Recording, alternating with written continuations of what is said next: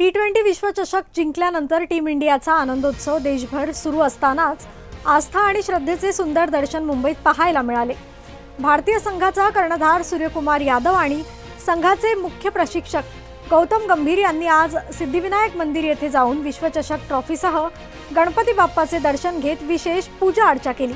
यावेळी ट्रॉफी गणपती बाप्पांच्या चरणी अर्पण करण्यात आली आणि देशाच्या प्रगतीसाठी तसेच टीम इंडियाच्या पुढील यशासाठी प्रार्थना करण्यात आली।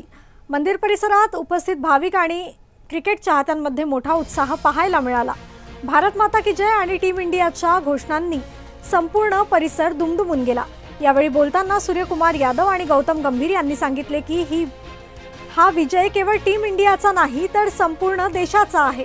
करोडो भारतीयांच्या प्रार्थना आणि पाठिंब्यामुळेच हा ऐतिहासिक विजय शक्य झाला।